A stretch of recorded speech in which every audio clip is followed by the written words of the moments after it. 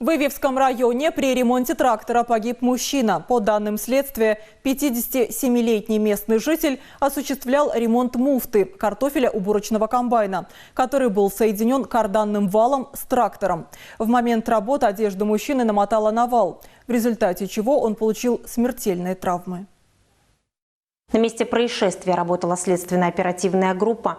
Установлено, что карданный вал не был оборудован защитным кожухом. Все обстоятельства произошедшего будут установлены Ивьевским районным отделом Следственного комитета в ходе проверки.